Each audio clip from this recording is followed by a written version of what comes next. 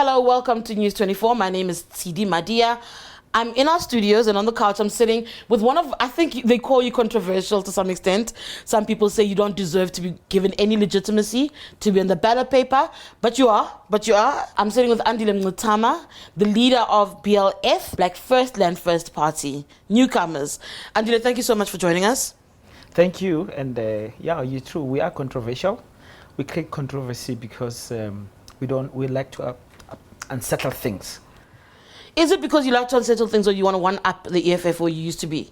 No, EFF is not our main consideration. It's not Sure. even our competition. We don't believe in competition amongst black people. You know, I mean, we make the example that we have adopted radical economic transformation, which is a project of the ANC. Black first, land first. Black is Steve Biko's idea. Land first is Sobukwe's idea. If you like, we are probably the most uniting project for black liberation. So we are not in competition at all. We hope EFF can abandon its white friends for black people. But there seems to be confusion. You know, sometimes when I listen to South Africans, they're confused and they cannot necessarily differentiate, believe it or not, besides black and red, they can't differentiate between the EFF and the BLF. Can you very quickly just give us a difference? You just said now, you know, what you're about.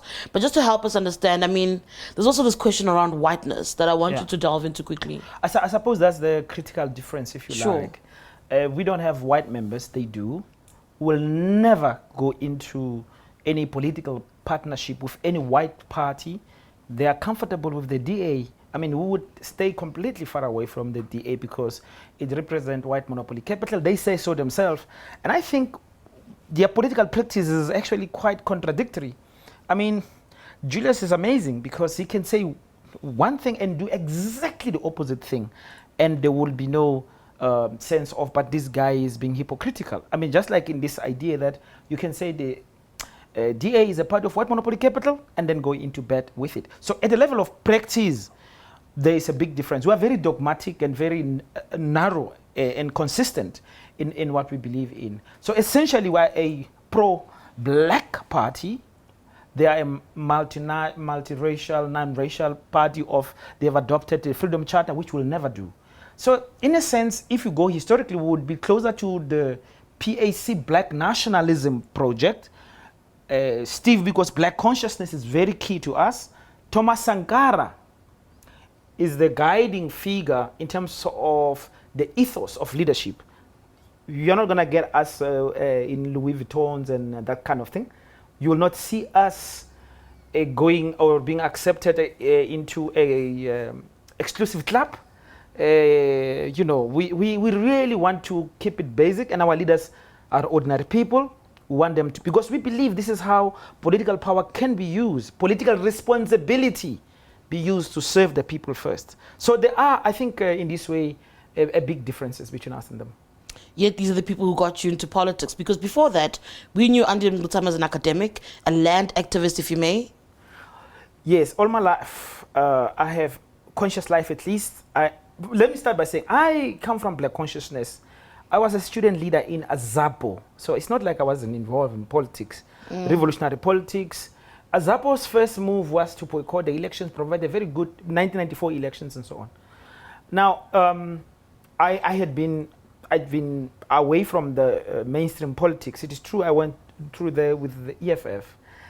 And it was for a specific reason. I believe that the young people were ready for a new movement that could be militant.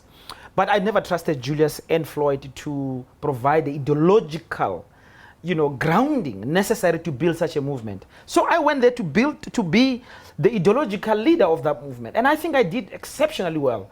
I was responsible in the main for crafting their founding manifesto. I brought Thomas Sankara in there, brought the land question, gave it the So you fleshed it out. Exactly. Plus, I wrote the ideological framework. You know how they used to say they are Marxist, Leninist, Fanonian? Yes, yes. I wrote that whole, I provided all that ideological framework for that movement. And I'm very happy to see young people in there, even if they don't like me, when they say Sankara, I know that's my work. Then what do you think of the party? Never mind that there's young people. I think it is impressive that the EFF has gotten so many young people into politics, and you can't take that from them. And now listening to you speak about what you did in the founding stages, the early stages of the EFF, when you look at it now, and you now just spoke about what the leaders are like, what comes to mind when you watch them from afar, as somebody who was involved in the process? Still, for a lot of young people who want change, they believe. So Julius's brilliance is to project himself as the leader for revolution. I mean, he's capable in terms of the rhetorical capacity. I mean, the guy is a proper demagogue. So if you want change, you are angry, you think, oh, Julius represents me. And he's been able to take that, to package that, to precisely bargain with white monopoly capital for his own personal interest. And that's why he's more dangerous for the future than any other person, because he is undermining the possibility of a real radical confrontation with white capital. Let's speak about the connections to former President Jacob Zuma and BLF. I want to try and move on. It has been titled the Zuma-esque party. What is your view on that? What is your position on that? Are you? Well, we are very sympathetic to President Zuma. There's no doubt. In fact, it is true that we regard him as the father of radical economic transformation. And from this point of view, you could say symbolically, he's a figure that we look up to, right? Now where did it start? It started in 2016. Just when in Brazil there was a coup, or a parliamentary coup, you know, Yes. a change of government there. We studied and we were terrified. And when we saw what was happening there, they used the opposition parties, the same bit of the question of corruption, state capture, to get rid of a democratically elected president, to bring a right-winger into power. And they were like, whoa. When in South Africa we saw Julius Malema marching with the DA, marching, even AfriForum was there, when Johan Rupert was coming out very openly, Zuma must go. And Julius Malema saying, we want money from Rupert to get rid of Zuma. We said, wait, no. Now we suspend whatever differences we have with Zuma, we're going to defend him, because our enemies, white monopoly capital, is now fighting him. That's what you do if you are an anti-imperialist. And as we are. We've seen then in Brazil, they've removed that president, they've gone after Lula, the former president, who is as popular as Jacob Zuma, by the way. And that's why they're going after Zuma here. In Ecuador, if you go, the former president there, Correa, very amazing radical chap, they did exactly the same thing.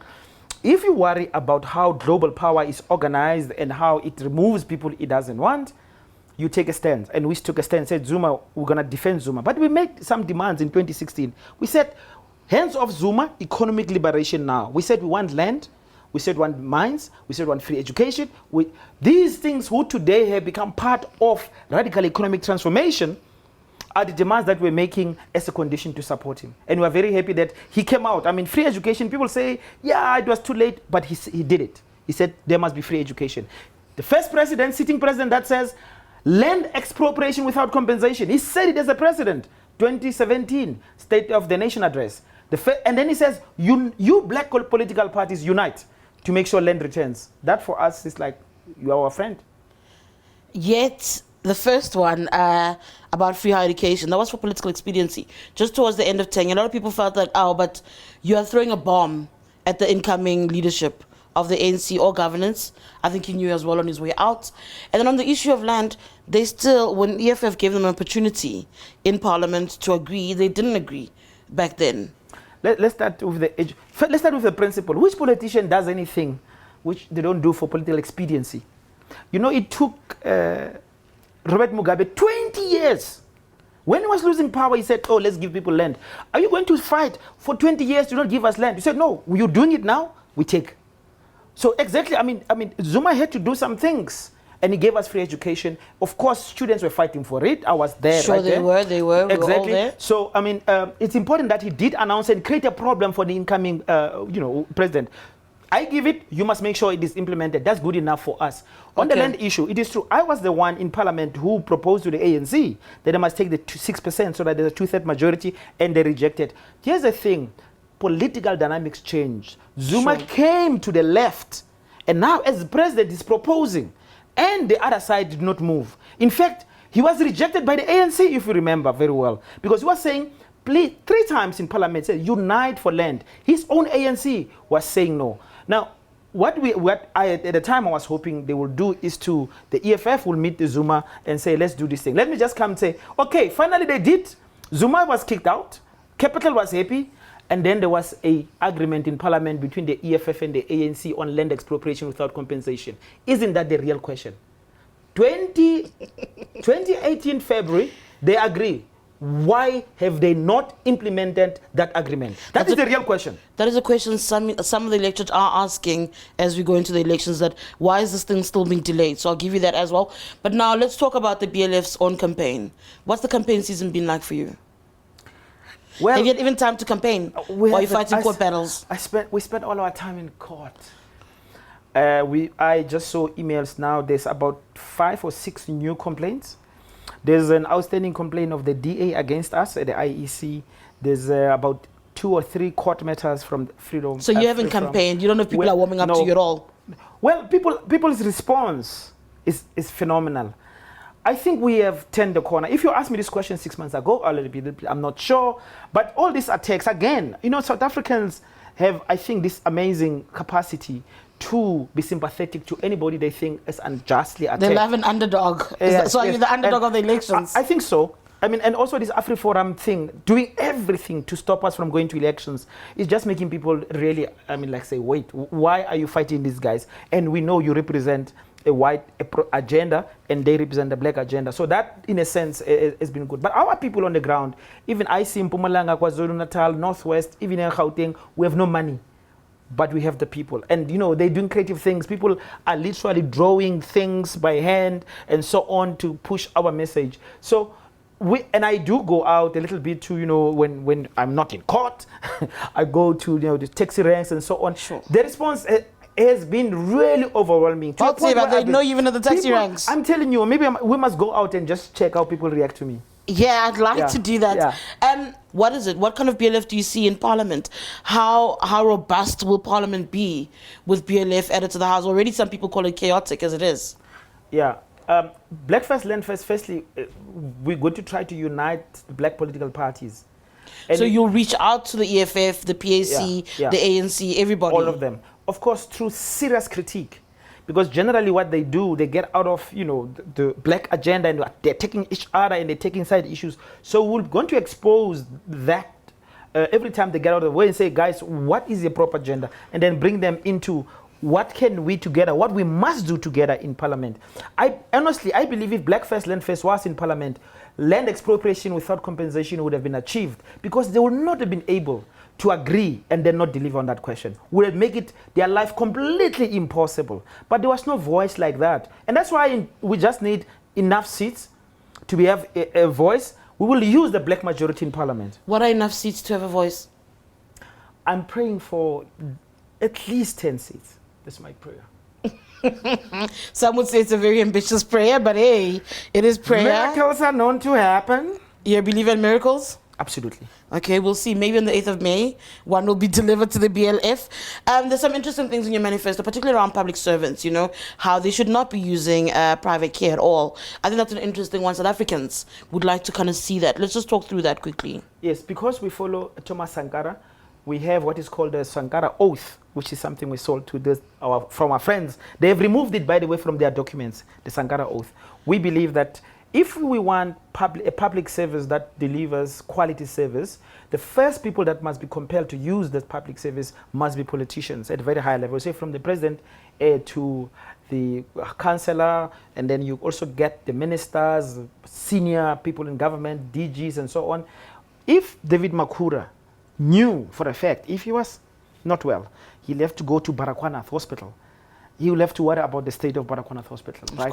So the same with our friend Comrade Malema. If he knew that he must go to Bara, the same with the president, state president. We believe that politicians have shown that they are driven by self-interest. Okay, if that is true, force them by law. Compel them by law to use public services. We believe, and I think that we are correct, then the quality of these services would increase, would improve dramatically. And is the BLF happy with the state of South Africa's constitution beyond the conversation around amending Section 25 because of expropriation of that land? Are you happy with the constitution that this country that one of our big ideas in this, going to Parliament, one of our biggest ideas is our call for a pro-black constitution. We think this constitution is pro-white, and you know, it was written in large or influenced by Rolf Meyer. Yes. We believe that Ramaphosa spent too much time fishing, and the other guy was writing. So this is Of course, they did spend some time bonding, Rolf Meyer and so Ramaphosa. So, we all know that, yes. So no, but we need a pro-black constitution, and we have outlined 10 principles that would help us to organize this call for a new constitution. First principle: South Africa belongs to black people. See, our argument is that we have diluted this idea. As a consequence, black people don't own this country. In fact, all black people in this country are tenants. Principle number 2, white people stole our land and it must be returned. If your constitution doesn't move from these 2 premises, you can't have change. You'll remain, me and you will remain tenants in our country. As we are. Yeah, exactly. But I want to move from that very quickly and just ask you to give me the BLS perspective on the main issues that we think as South Africans are problematic. You hear South Africans complaining about jobs, the state of the economy, how the standard of living is just, it's impossible to match. Yeah. So what are the solutions that BLF puts on the table for these real issues? And unfortunately, whether you're pro-black or not, we do have other races with us, we do have other demographics with us that also need to be catered for in that regard. You can't ignore it. They are over-catered for. This is one of the big problems we have in this country. Okay. You have a skewed redistribution of, you know, take a typical situation, I mean, graphically, Alexander and Sandton. I mean, these places live side by side. But are worlds apart, yes. Exactly. And I mean, you know, one of the things that we want to do with, and we'll test this with regard to Alexander, is to ask the question, is to put in an application with the Equality Court and say, shouldn't the quality of service that are given to Alexandra, right, be same as those that we give to Sandton, given the fact that in the same geographic space? Otherwise, you're perpetuating inequality. So let us test some of these provisions of our law to see whether how serious they can be. It is not right that Alexander, it is what, and we are saying, just to deal with, take unemployment, 9 million black people are unemployed. Alexander is a great example, actually, what you can do. Why don't you train all those young people, make sure that they build the roads, the hospitals, the schools, the houses that you need in Alexander? Because then you're answering a social question by providing employment and skills at the same time. Alexander is a great opportunity if we had the imagination to actually change the conditions of our people. So an imaginative approach where you use communities to serve themselves. Create jobs through reconstruction. That is the one idea we're putting forward. The other is agriculture. Just take agriculture and take mining. You know, agriculture in this country contributes less than 5% to the GDP. That's number 1. Number 2, agriculture provides about 400,000 jobs, slave jobs. Now, it shouldn't be. You should get about 1.5 million jobs from agriculture. And we say we have to 2 million jobs by simply redistributing, providing support. We feed ourselves, and we can kickstart, I mean, a serious agricultural economy that goes with mining. Mining provides about, what, 600,000 jobs, very paid jobs. Go there, give people mines, support them. You can create another, say, 1.5 million jobs. We can do that. I've not talking about manufacturing. But you need to be aggressive, and there is the money to do so.